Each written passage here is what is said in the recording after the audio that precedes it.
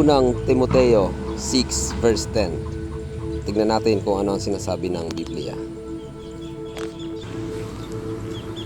Ang sabi po dito, kasi ang pagmamahal sa pera ang ugat ng lahat ng kasamaan. May mga taong masyadong ginusto ang pera, kaya nalayo sila sa faith at napasama ang buhay nila. Totoong nangyayari ito sa karamihan sa mga tao ngayon na mas iniibig nila ang pera. Hindi sinasabi sa talatang ito na masama ang pera mismo.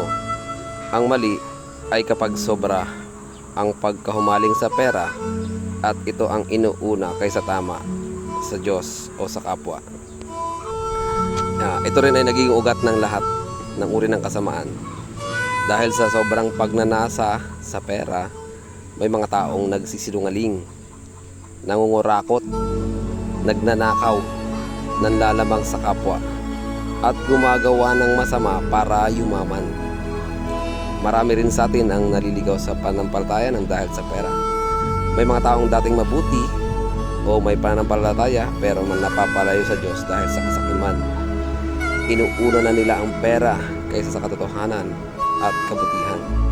Ang iba ay humahantong na sa pagiging sakim, na madalas ay humahantong na rin sa mga problema, naging stress, sa takot, nasisira ang relasyon, napapunta sa kahihiyan o sa kaparusahan.